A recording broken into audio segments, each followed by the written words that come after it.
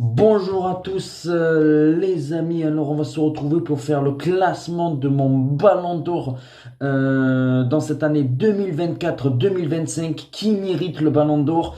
Petite parenthèse où on va faire qui va être aussi au tout début le meilleur entraîneur, le trophée Copa et le trophée Yashin.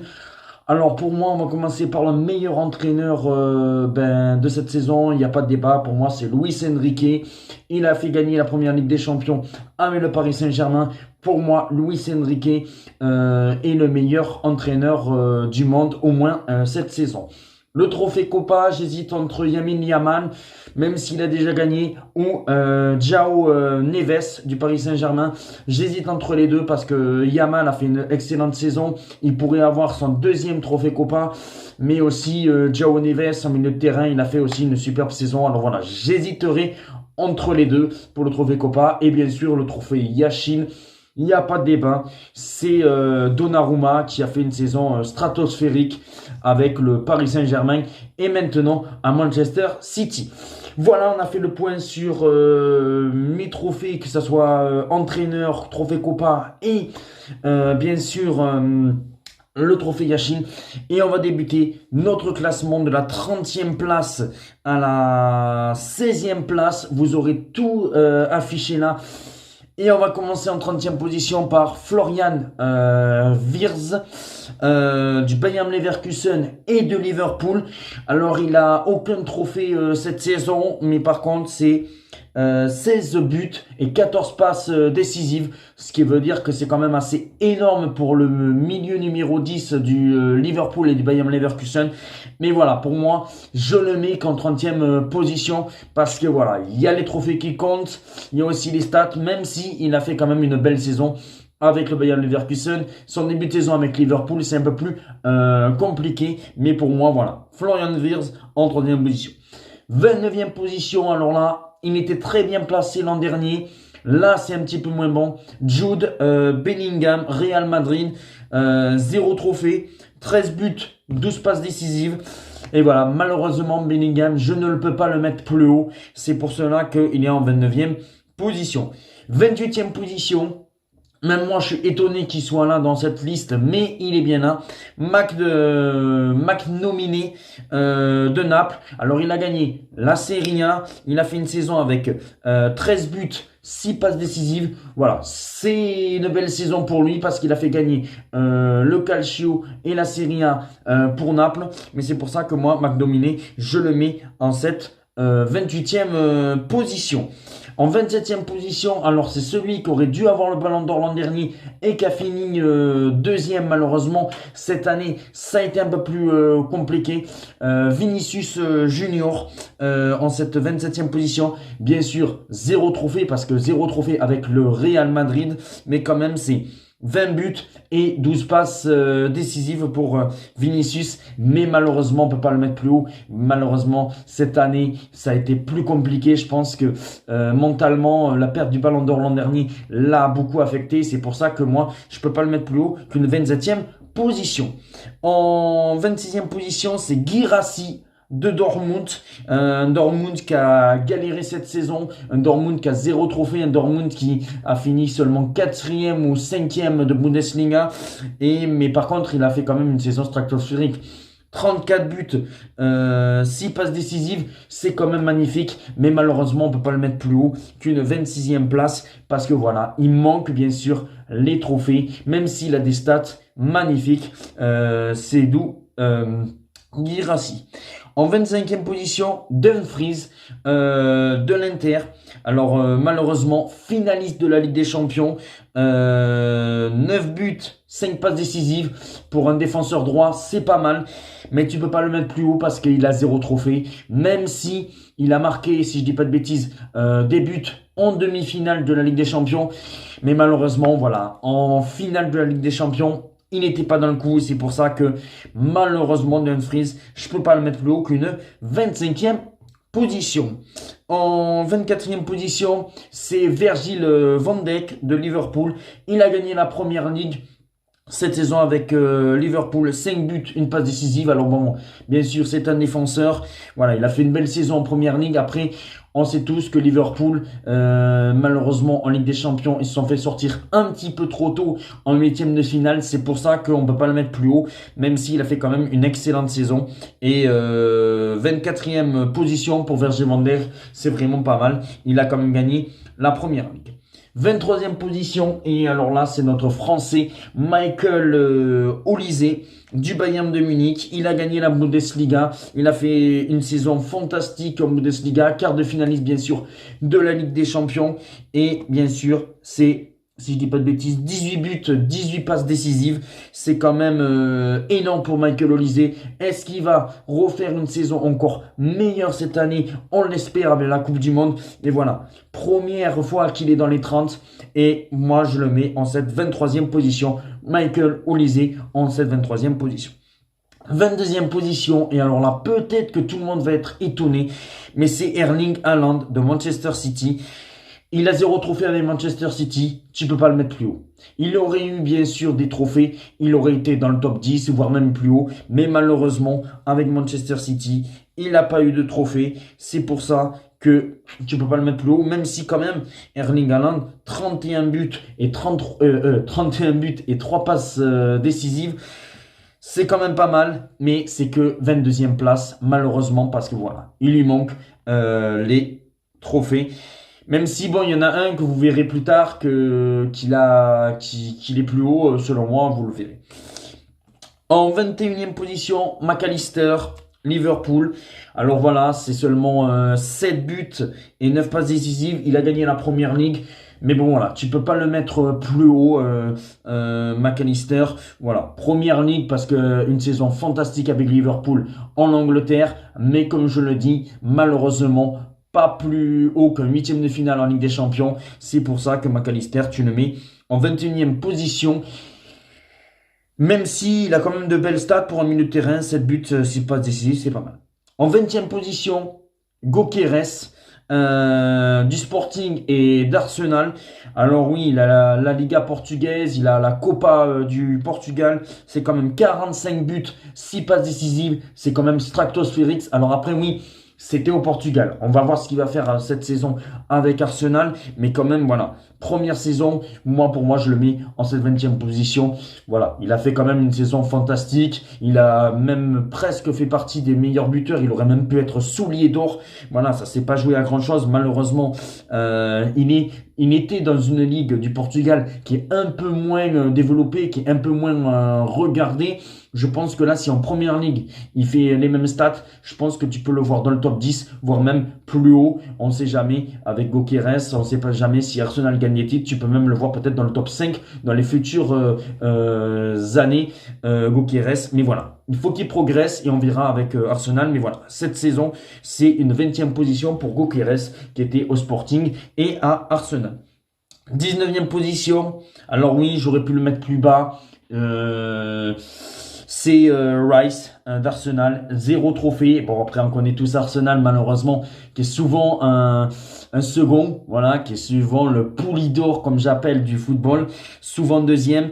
Mais quand même, 9 buts, 10 passes décisives. Et on se souvient tous de ces 2 coups francs légendaires en quart de finale aller contre le Real Madrid. C'est pour ça que franchement, il faut en parler de Rice qui a fait quand même une saison fantastique. Il mérite cette 19e place, surtout pour ses 2 coups francs. Alors oui, Arsenal, c'était deuxième de Première Ligue, c'était demi-finale de Ligue des Champions. Mais voilà, quand même, il progresse. On verra ce que va faire, comme je dis, Arsenal cette saison. On va voir ce que va faire Rice. C'est sa 2e année qu'il est dans le top 30. Et voilà, il faut le dire, Rice a fait quand même une belle saison. Il mérite cette 19e position. 18e position, c'est Palmer de Chelsea. Alors, il a gagné la Conference League et la Coupe du Monde des clubs, vainqueur de la Coupe du Monde des clubs. 15 buts, 11 passes décisives. Un peu moins en vue dans ce début de saison, mais quand même une belle 18e place. Alors, oui, on sait tous que la Conference League, c'est une compétition moins importante, mais quand même, voilà, il a gagné la Coupe du Monde des clubs, 3-0 face au Paris Saint-Germain. En plus, il a marqué un doublé. Palmer mérite amplement sa 18e position. 17e position, et c'est le premier Parisien que je mets, c'est Fabien Ruiz, vainqueur de la Ligue des Champions. vainqueur de la Super Coupe d'Europe, Coupe de France, Ligue 1, finaliste de la Ligue des Nations avec l'Espagne, finaliste de la Coupe du Monde des clubs, 5 buts, 10 passes décisives. Bon, il n'y a pas de débat, Fabien Ruiz mérite cette 17e place. On n'aurait pas pu le mettre plus haut vu ses stats, mais quand même voilà. Avec sa sélection nationale et avec le Paris Saint-Germain, il a pratiquement tout gagné. Il mérite cette 17e position. En 16e position, maintenant, c'est Lautaro Martinez de l'Inter Milan. Alors voilà, c'est que finaliste. À un moment donné, on pouvait même parler de lui pour le Ballon d'Or, hein, s'il faisait un triplé, parce que il aurait pu gagner la Coupe d'Italie, il aurait pu gagner le championnat italien et la Ligue des Champions. Finalement, ils n'ont rien gagné, ils ont tout perdu. C'est pour ça que tu peux pas le mettre plus haut qu'une 16e place, malgré qu'il a été finaliste de la Ligue des Champions. Mais voilà, après 21 buts, 3 passes décisives, c'est quand même énorme pour Lautaro Martinez de l'Argentine et de l'Inter. Maintenant, on est parti pour faire du 15e au 10e. Voilà, vous le verrez juste là, le 15e au 10e de ce classement au Ballon d'Or. Et puis après, bien sûr, vous aurez du 9e au 5e. Et puis après, 4, 3, 2, 1, jusqu'au bien sûr au premier. Et alors, on débute en 15e position. C'est un défenseur du Paris Saint-Germain, c'est Nuno Mendes. Alors voilà, vainqueur de la Ligue des Champions, vainqueur de la Super Coupe d'Europe, vainqueur de la Coupe de France, vainqueur de la Ligue 1, vainqueur de la Ligue des Nations avec le Portugal, finaliste de la Coupe du Monde des clubs. 5 buts, 5 passes décisives, mais c'est un défenseur gauche, alors bon voilà. Mais quand même, c'est une magnifique saison, c'est pour ça qu'il mérite amplement cette 15e place, Nuno Mendes. 14e position, alors je pense que là, il y en a certains qui vont peut-être être choqués parce que peut-être qu'il aurait vu plus haut. C'est Désiré Doué du Paris Saint-Germain. Alors bien sûr, vainqueur de la Ligue des Champions, vainqueur de la Super Coupe d'Europe, vainqueur de la Coupe de France, vainqueur de la Ligue 1, finaliste de la Coupe du Monde des clubs. Quand même, 15 buts, 15 passes décisives, c'est énormissime, mais il a mis du temps. Il a mis du temps à s'adapter un petit peu au Paris Saint-Germain. Mais voilà, après, c'est quand même excellent Désiré Doué. Et franchement, Désiré Doué, première saison, t'es dans le top 30 du Ballon d'Or, tu finis 14e. Franchement, c'est très bien pour lui. Il faut vraiment le dire parce que Désiré Doué, être à cette 14e place, franchement, il faut dire quand même bravo à ce jeune qui peut peut-être dans l'avenir progresser et être peut-être dans le top 10. Alors, gagner un Ballon d'Or, je lui souhaite, même si je pense que ça va être compliqué. Mais franchement, c'est une belle 14e place pour Désiré Doué, quand même, qui a fait 15 buts, 15 passes décisives. C'est 13e position, Harry Kane, Bayern de Munich. Alors oui, il a juste la Bundesliga, mais il a quand même 38 buts, 11 passes décisives. C'est quand même énorme pour Harry Kane. Il a fait une superbe saison avec le Bayern de Munich. Il a enfin gagné un trophée avec le Bayern de Munich alors qu'il gagnait aucun trophée dans sa carrière. Et bien cette saison, il a gagné un trophée Harry Kane avec le Bayern de Munich. C'est pour ça que je mets Harry Kane en cette 13e position. On passe maintenant à la 12e position. C'est un milieu du Paris Saint-Germain. Il est jeune. Il peut prétendre au trophée Copa, comme je l'ai dit au début de la vidéo. C'est João Neves du Paris Saint-Germain. Alors là, c'est pareil. Vainqueur de la Ligue vainqueur de la Ligue des Champions avec le Paris Saint-Germain. Vainqueur de la Super Coupe. Vainqueur de la Coupe de France. Vainqueur de la Ligue 1. Vainqueur de la Ligue des Nations avec le Portugal, même si je dis pas de bêtises, il était plutôt remplaçant que titulaire. Et bien sûr, finaliste de la Coupe du Monde des clubs. Alors oui, c'est un milieu, c'est seulement 5 buts et 9 passes décisives. Mais João Neves a fait quand même une super saison et il mériterait même le trophée Copa, même si, comme je l'ai dit, le trophée Copa peut se jouer entre deux joueurs, comme je l'ai dit au début de la vidéo. Mais João Neves mérite amplement cette 12e position avec le Paris Saint-Germain et on verra dans l'avenir ce milieu de terrain s'il peut progresser et pourquoi pas aller chercher un jour ce fameux Ballon d'Or comme l'avait eu Rodri l'an dernier ou voir de belles places dans l'avenir un peu plus hautes qu'une 12e position. En 11e position, c'est un attaquant de Barcelone, c'est Robert Lewandowski. Alors il a gagné la Liga, il a gagné la Super Coupe d'Espagne, la Copa del Rey, 41 buts, 2 passes décisives. Il mérite cette 11e place. Lewandowski, je veux dire. Voilà, Lewandowski mérite cette 11e place. J'ai fait un lapsus avec Harry Kane, mais c'est bien Lewandowski en 11e position. Voilà, 41 buts, 2 passes décisives. Franchement, Lewandowski, belle saison. Après, bon, bien sûr, il vieillit un petit peu. Alors, je pense plus qu'il va baisser dans le classement du Ballon d'Or que être toujours au top niveau. Mais voilà, Lewandowski, c'est une belle 11e place.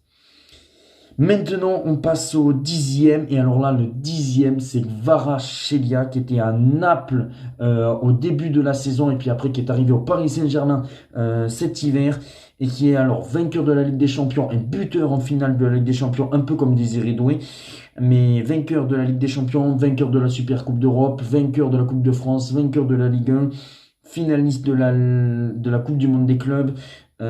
Après, c'est quand même 12 buts, 5 passes décisives pour Kvaratskhelia qui a fait une excellente saison. Alors, j'ai pas trop vu sa première partie de saison avec Naples, mais la deuxième partie de saison avec le Paris Saint-Germain, il a été quand même assez énorme et il mérite d'être dans le top 10 de ce Ballon d'Or. Maintenant, on va passer, et là vous allez le voir, du 9e au 5e. Et oui, ça se rapproche de savoir qui va avoir le Ballon d'Or 2025. Et voilà, on va partir du 9e, comme je le dis, au 5e. Et alors, en 9e position, eh ben, c'est un Barcelonais qui est pour moi un super milieu de terrain.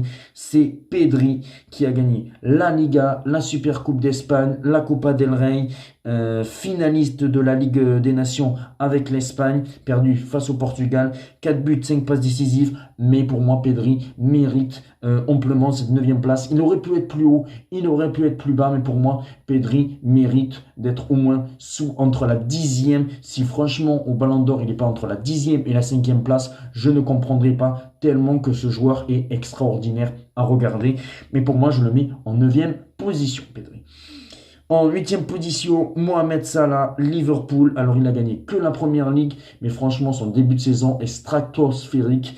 Il a marqué 34 buts, 23 passes décisives. Il était en mission pour gagner le Ballon d'Or. Je pense que même s'il fait une demi-finale de Ligue des Champions et qu'il arrive à battre le Paris Saint-Germain, il peut même prétendre parce qu'à un moment donné, tout le monde disait Mohamed Salah, Ballon d'Or, vu le début de saison fantastique qu'il a fait 2024-2025. Et puis après, malheureusement, après l'élimination contre le Paris Saint-Germain en huitième de finale de la Ligue des Champions, on l'a un peu moins vu. C'est pour ça que Mohamed Salah, tu le mets qu'en huitième position, même si, voilà, il a été quand même meilleur buteur de la Première Ligue, si je dis pas de bêtises, presque meilleur passeur ou meilleur passeur de la Première Ligue, et une huitième position, c'est amplement mérité pour Mohamed Salah. Septième position, et alors là peut-être je vais vous choquer, mais surtout sa saison est stratosphérique et surtout que s'il gagnait des trophées, c'était le Ballon d'Or numéro 1. C'est Kylian Mbappé que je mets en septième position avec le Real Madrid. Il est soulier d'or quand même, 53 buts, 14 passes décisives, c'est énormissime et malheureusement tu peux que le mettre septième parce que il n'a pas de trophée, à part son soulier d'or avec le Real Madrid parce qu'il a marqué énormément de buts. Mais franchement, si il refait une saison stratosphérique comme ça, en allant loin à la Coupe du Monde, en gagnant des titres avec le Real Madrid, mais c'est sûr qu'en 2026, il peut avoir son Ballon d'Or. Parce que franchement, là, il est bien parti.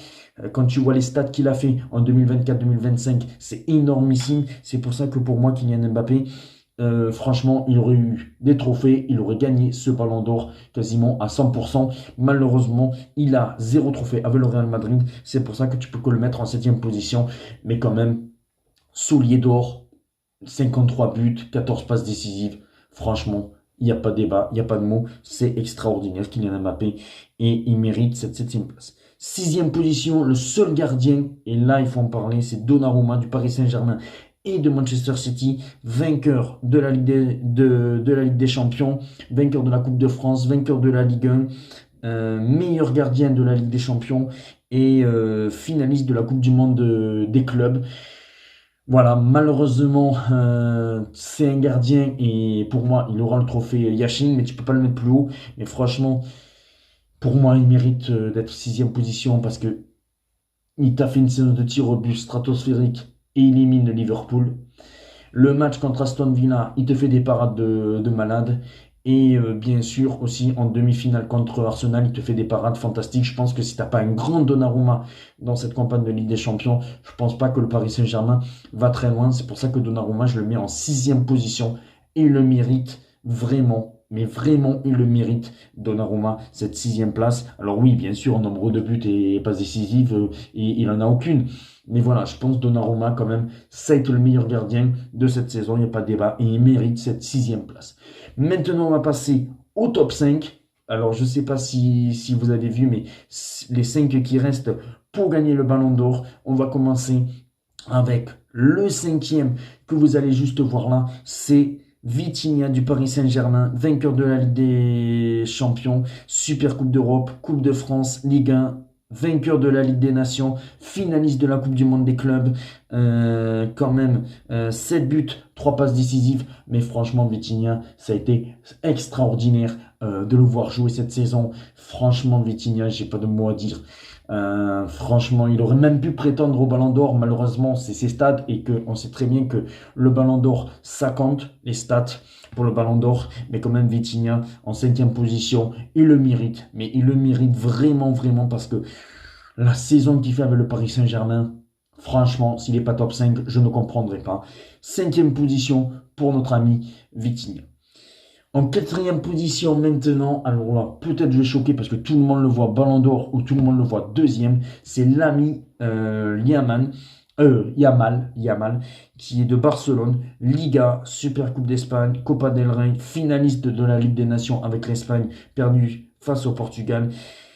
16 buts, 21 passes. C'est énormissime, mais pour moi, voilà. Pour moi, je suis désolé. Les 3 qui sont devant le méritent d'être sur le podium. Yamal, il a encore le temps. S'il refait encore des saisons extraordinaires, il pourra aller chercher un ballon d'or, voire un podium. Mais pour moi, Lamine Yamal, pour moi, mérite que cette quatrième place. Je suis désolé, mais il est que quatrième dans la hiérarchie et dans mon classement du ballon d'or cette saison.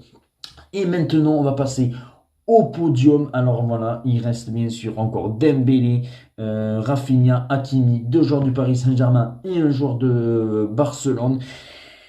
Et en troisième position, le voici, le voilà.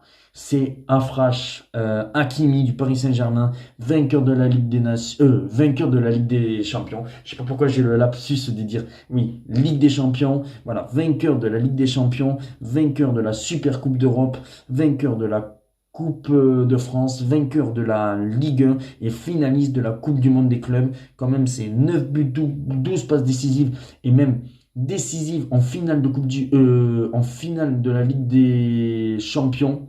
J'arrive pas à trouver mes mots, hein, c'est bizarre, mais j'ai du mal à parler, on dirait. Mais buteur en finale de la Ligue des Champions, buteur en quart de finale, voilà, buteur, même si je dis pas de bêtises aussi, en demi-finale de la Ligue des Champions. C'est pour ça que Hakimi mérite cette troisième place et franchement pour un défenseur ça a été le meilleur défenseur et je pense que ça a été la meilleure saison de sa carrière. C'est pour ça qu'Hakimi mérite la troisième place de ce classement au Ballon d'Or. Et maintenant, quand je vais vous dire le deuxième, vous serez le premier. Et en deuxième position, roulement de tambour, c'est Rafinha de Barcelone. Liga, Super Coupe d'Espagne, Copa del Rey, meilleur buteur de la Ligue des Champions avec 12 buts, deuxième meilleur passeur de la Ligue des Champions, c'est quand même 18 buts, 10 passes décisives. Rafinha, il n'y a pas de débat. Il n'y a pas de débat. Il a tout gagné. Je pense que même s'il gagne la Ligue des Champions, je pense que même il peut prétendre au Ballon d'Or. Franchement, Qui aurait cru que Rafinha, en début de saison, tu me dis Rafinha, deuxième du Ballon d'Or, je te crois pas du tout, mais franchement, il a fait une saison et je pense qu'il a plus apporté qu'un Yamal cette saison à Barcelone. C'est pour ça que je mets Rafinha en deuxième position, il le mérite, il aurait même pu mériter un Ballon d'Or, mais voilà, franchement, Rafinha, la saison qu'il fait, c'est quand même fantastique. Meilleur buteur de la Ligue des Champions, deuxième meilleur passeur, mais franchement, c'est énorme, c'est énorme la saison.